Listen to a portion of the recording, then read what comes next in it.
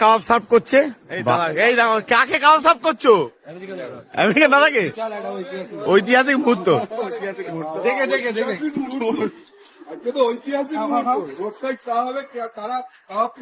দেখো নয়নদার দোকানে সবাই চলেছে কাবাব খাওয়ার জন্য।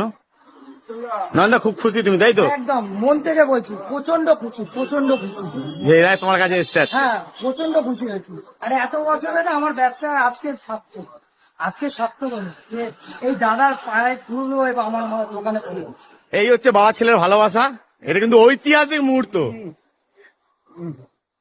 দাদা কেমন লাগে সত্যি বলো দাদা, তোমার কেমন লাগছে?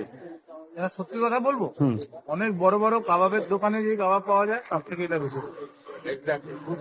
দাদা বড় ব্লগারদের রিভিউটা নি। বড় ব্লগার ছোট ব্লগার বলে না, রোড সাইড কাবাব নাম হতে পারে, মনে হচ্ছে কোনো রেস্টুরেন্টে বসে কাবাব খাচ্ছে। সত্যি কথা বলছো, ভালো খেয়ে ভালো বলতে একবার ট্রাই করে দেখো, তোমরা কমেন্টে জানিও।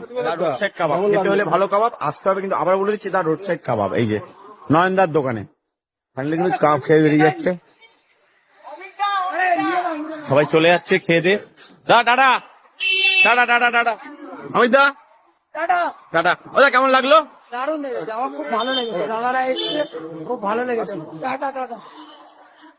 আবার এসো দাদা, এসো।